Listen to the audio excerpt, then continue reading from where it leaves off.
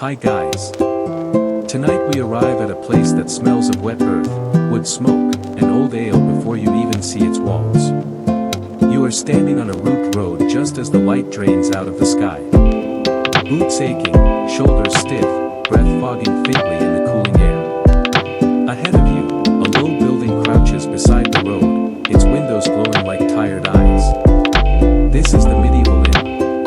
And whether you planned it or not, this is where you are sleeping tonight. You probably imagine inns as cozy little refuges, warm fires, soft beds, maybe a friendly face pouring you a drink. You will get some of that. Yes, but you will also get noise, smells you cannot escape, and a level of intimacy with strangers that modern life has carefully trained you to avoid. You probably will not survive this night with your personal space intact. Still, you are here and the road behind you has already faded into darkness. So, before you get comfortable, take a moment to like the video and subscribe, but only if you genuinely enjoy what I do here. And as always, tell me where you are listening from and what time it is for you right now. Someone out there is hearing this in daylight. Someone else is already half asleep. Both of you are welcome here. Now, dim the lights and take a slow breath as you step closer to the building. The inn sits slightly lower than the road. Deliberately so. Water runs away from it when it rains. That is not an accident. Medieval builders knew a thing or two about staying dry, even if comfort was a distant second priority. Historians generally agree that most roadside inns were built close to trade routes, not for beauty, but for survival. Travelers meant money. Money meant food on the table. You pause outside for a moment. From within, you hear a low roar. Laughter rises and falls. Something wooden thumps against something harder. A voice sings badly and is immediately shouted down. There is life in there. Too much life perhaps for someone who only wants to sleep. The door is thick, scarred with old scratches and darkened by years of hands pushing it open. You brace yourself and step inside. Warmth hits you first. Uneven and smoky. Then the smell. Sweat. Damp cloaks. Roasted meat that has been cooked too long and left to linger in the air. The floor beneath your feet is packed earth. Maybe scattered with rushes if you are lucky. Those rushes are supposed to help with moisture and dirt. Though historians still argue whether they actually helped or just trapped smells more efficiently. Your eyes adjust slowly. Firelight flickers across rough beams overhead. This place is bigger than it looked outside, but only because everything is shared. Benches line long tables, bodies pressed together without apology. No one looks up when you enter. At least not yet. You are not special. You are simply another tired shape adding heat to the room. This is your first lesson of the medieval inn. It is not built around privacy. It is built around movement. People come in. People go out. News flows faster than wine. Merchants trade rumors as eagerly as goods. Pilgrims mutter prayers into their cups. Locals watch everyone quietly deciding whether you belong or whether you are trouble. You shift your pack on your shoulder. It feels heavier now that you have stopped moving. The road has been your companion all day, keeping you alert, upright, very here. Your body begins to remember that it can rest. That memory is dangerous. Sleep will not come easily tonight. But exhaustion is already pulling you downward. A mainstream historical fact slips into your awareness without ceremony. In most parts of medieval Europe, inns were not standardized. There was no guarantee of quality, cleanliness, or even basic safety. Each inn was its own gamble. Some travelers chose specific routes based not on distance, but on which inns had the least lice. That knowledge spread by word of mouth, not by signboards. You glance around again somewhere near the fire. A man is sleeping already. Head on the table, mouth open, utterly unbothered by the noise. That is impressive or alarming. You are not sure yet. A quirky detail catches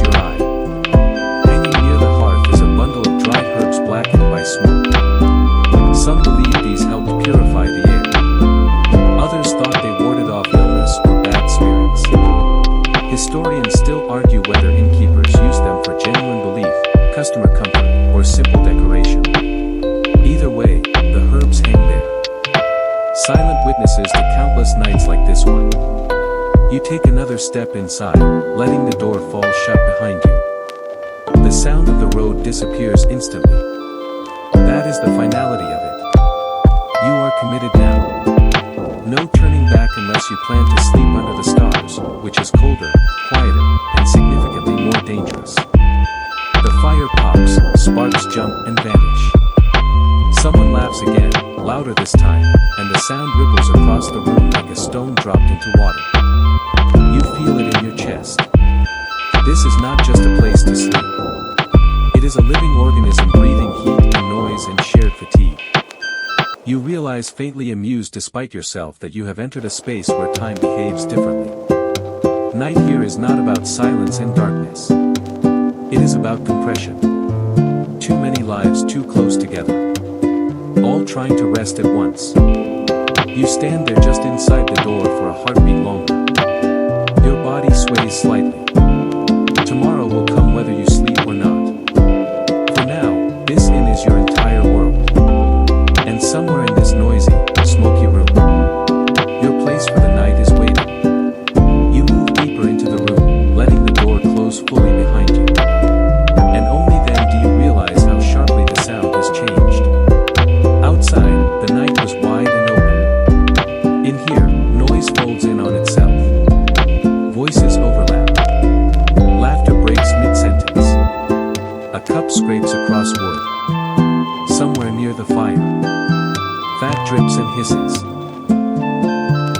You are no longer an observer. You are part of the mass now. The light is worse than you expected, or maybe better, depending on your standards. It is warm. Yes, but it flickers constantly. Shadows crawl along the walls and ceiling, making the space feel alive in an unsettling way. Faces appear and disappear as people lean forward, then back again. No one stares for long. Prolonged attention would be rude or worse, suspicious. Crossing the threshold of a medieval inn was more than stepping indoors. It was a social signal. Historians widely agree that once you entered, you were expected to participate, at least minimally. Sitting alone in silence marked you as either dangerous or unwell. Neither was desirable, so you keep moving, scanning for a place where you might blend rather than stand out. Your boots leave faint marks in the dirt floor. The ground is uneven, worn down by generations of feet. In some areas, it feels almost polished. In others, soft and slightly damp. Medieval inns rarely had wooden floors in their main rooms. Wood was expensive, and dirt was easier to repair. Just smooth it over.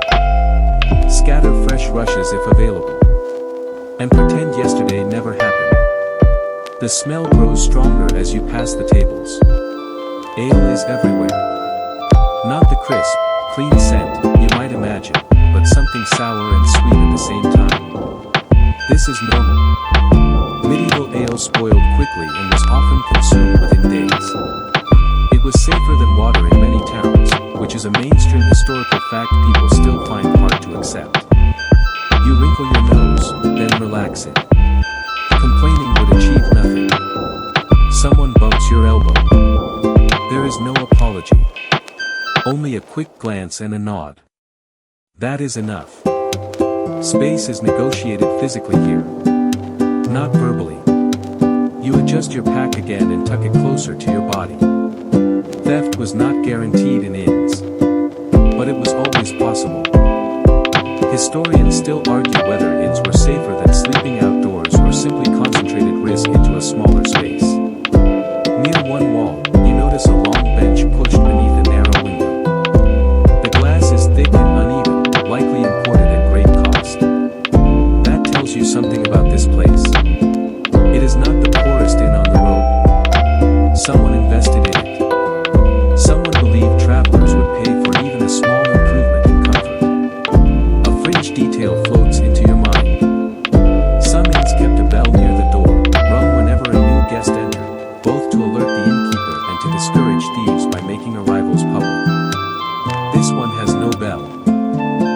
was lost or no one bothered. You suspect the latter. You finally spot the innkeeper. Or rather, you identify them by behavior. They are not the loudest or the most central, but the room subtly bends around them. A middle-aged figure stands near a small counter. Hands never still. Coins are taken. Cups are filled. Words are exchanged quickly, efficiently. Reputation matters here. An innkeeper who cheated too openly would not last long. Travelers talked. Locals remembered. You wait. That is another lesson. You wait your turn. Leaning against a beam darkened by years of smoke. The wood is warm to the touch. That warmth feels like kindness, even if it is accidental. Your shoulders drop slightly. Your breathing slows. While you wait, you listen. Stories drift past you in fragments. A broken axle repaired just in time. A river crossing gone wrong. A town up ahead with strange customs. Inns were information hubs. Some scholars argue they function as unofficial news networks, spreading political shifts and local dangers long before formal messengers arrived. A laugh erupts behind you, sharp and sudden. You flinch before you can stop yourself. No one notices or they notice and do not care. That is comforting in its own way. At last, the innkeeper looks at you. Not with suspicion, not with welcome, simply with assessment. You step forward, pack still on your shoulder and meet their gaze. Crossing the threshold is complete now. Whatever the road demanded of you today, it has been replaced. Here the rules are different. You will learn them quickly because you must. Your night has truly begun. You find a place near one of the long tables. Not quite sitting yet, just hovering at the edge, like someone easing into cold water. The surface looks rough, but polished by use. Countless elbows have rubbed it smooth over the years. Your fingers rest there for a moment, feeling the grooves and nicks left behind by knives, cups, and impatient hands. This table has heard more secrets than most people ever will. The common room breathes around you. It is not a single sound but a layered one. A low murmur forms the base. Steady and constant. Above it rise sharper notes. Laughter bursts out and fades. Someone coughs deep and wet. Wood shifts as benches scrape back. Every sound overlaps slightly, never fully resolving into quiet. You realize that silence here would feel wrong, almost alarming. You finally sit. The bench is harder than you hoped, but softer than the ground. That counts as comfort tonight.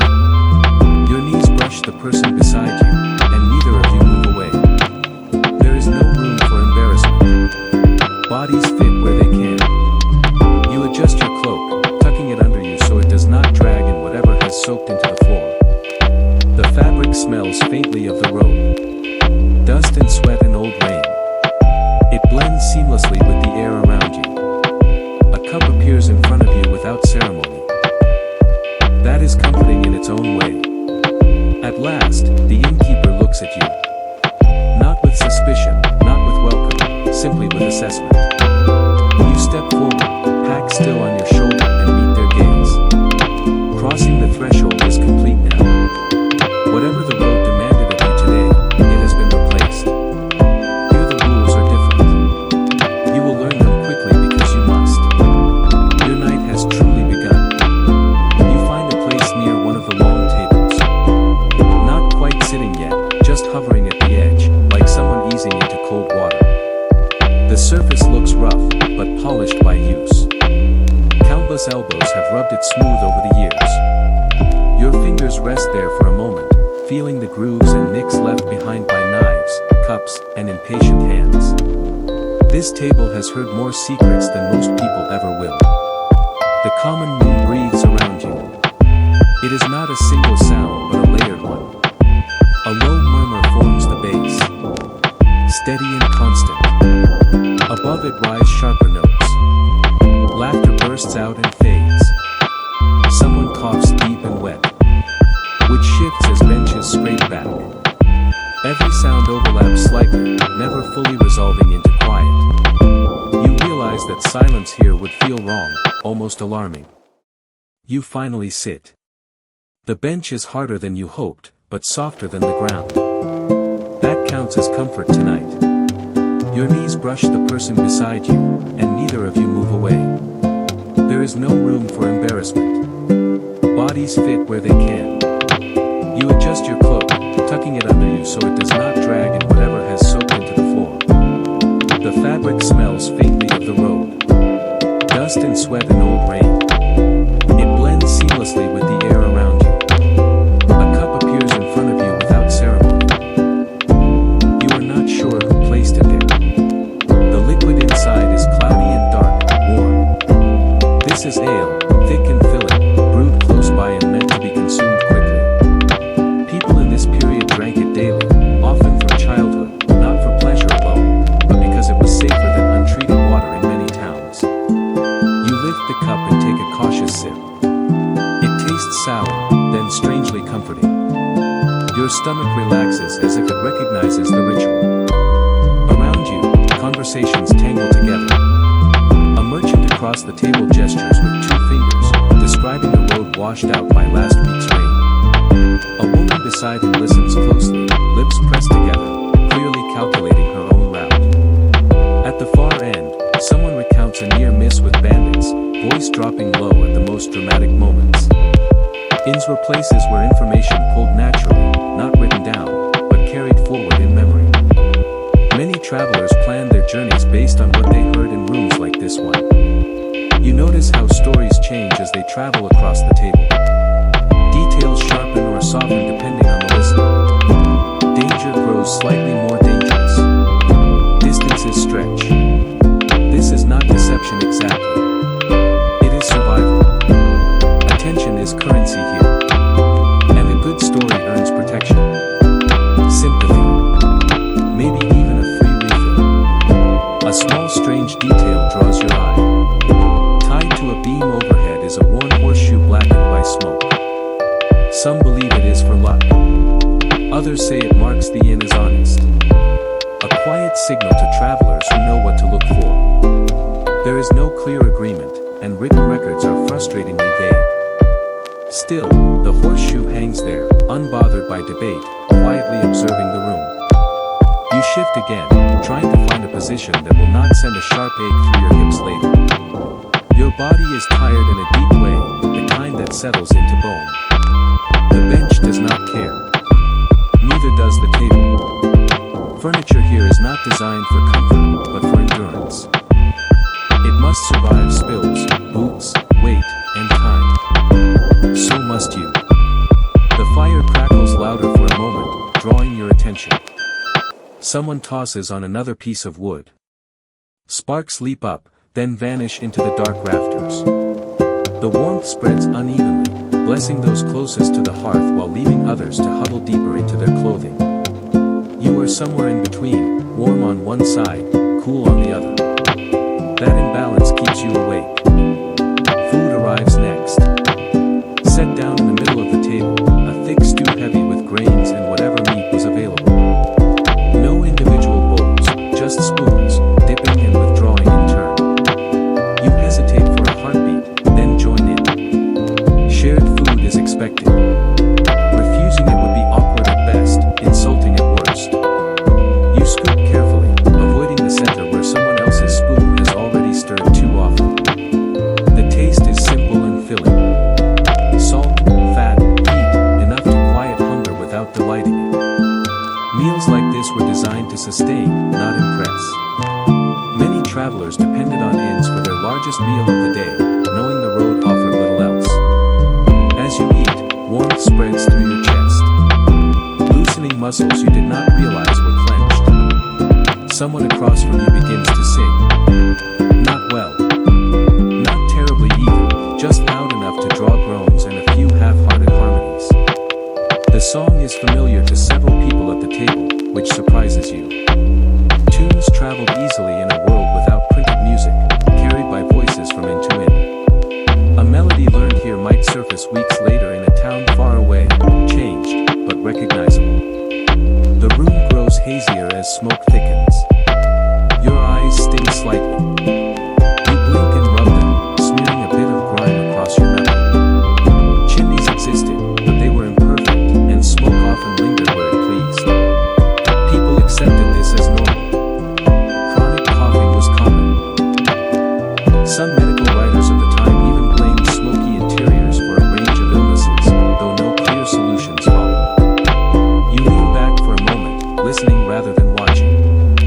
The soundscape shifts subtly as the evening deepens. Conversations slow. Laughter becomes heavier, less sharp. Cups are refilled less often. Fatigue settles in waves. This is the rhythm of the common room. Predictable and oddly soothing. There is still tension here, though you feel it beneath the surface. Too many strangers. Too many unknown intentions. People keep one hand near their belongings. Eyes flick sideways more than forward. Trust exists, but it is cautious and temporary. Some modern historians suggest that violence in inns was less common than popular imagination claims, while others point to court records that tell a harsher story. The truth likely lives somewhere in between, shaped by location and circumstance. Your shoulders slump, the bench presses into your thighs. You are no longer fully present in the room, drifting slightly inward. Exhaustion blurs the edges of sound and light. You could sleep here, head on the table, if you let yourself. Many do, but the night is not finished with you yet. For now, you sit among strangers, warmed by fire and food, surrounded by noise that somehow makes you feel less alone. This shared weariness binds you together more effectively than kindness ever could. Outside, the road waits. Inside, the common room hums, holding you in its rough embrace. Your eyes keep drifting back to the figure who seems to belong to the room more than anyone else. Not the loudest voice, not the strongest presence. Yet everything bends subtly in their direction. When they move, space opens. When they speak, sound dips just slightly. This is the person who runs the inn. You watch them the way tired people do without staring. Too loose, and the authorities took notice. A curious custom catches your attention. Near the counter sits a shallow bowl filled with coins, some old, some worn nearly smooth. These are not tips, at least not exactly. In some regions, guests were expected to leave small offerings to cover breakage or shared losses. If a cup shattered or a bench cracked, the cost was spread across many hands. It was an early form of shared risk, though no one would have described it that way. You wonder how long this innkeeper has stood in this spot. Years, likely decades, possibly. Running an inn was often a family trade, passed down through generations. Children grew up learning how to judge strangers by the sound of their footsteps. They learned which knights brought merchants, which brought soldiers, which brought drunks who needed watching. The innkeeper glances toward the door every so often, even though it has not opened again. Habit. They are always counting who is inside and who is not. In a world without formal guest lists, memory did the work. Losing track of someone could mean trouble later. You catch their eye briefly. Just a flicker of acknowledgement. Not a welcome. Exactly. But recognition. You exist. That is enough. A lesser-known detail drifts into your thoughts. Some innkeepers kept unofficial agreements with local guards or watchmen. In exchange for information or small favors, help would arrive quickly if things turned ugly. Whether this was widespread or rare remains unclear. Surviving records hint at it, but never spell it out fully. Still, you imagine it now. Threads of quiet cooperation holding the night together. The room shifts again as another group prepares to sleep. Benches scrape back. Cloaks are folded. Or more accurately, dropped. The innkeeper moves among them, directing with gestures rather than words. A hand points toward a corner. A nod indicates where someone should settle. This is choreography learned over time. You notice how disputes are handled. A sharp look, a raised hand, a pause long enough to cool tempers. Violence here would be bad for business. Everyone knows it. Even those who pretend otherwise. The fire burns lower. Someone stirs it. The innkeeper allows it. Watching carefully. Fire is warmth and danger both. There are stories of inns lost overnight to careless sparks. Some chroniclers describe entire roads changed because a trusted inn vanished in smoke. People remembered those losses for generations. Your own tiredness deepens as you observe all this. Understanding the innkeeper helps you relax. Oddly enough, someone is watching. Someone cares. At least enough to keep things from unraveling completely.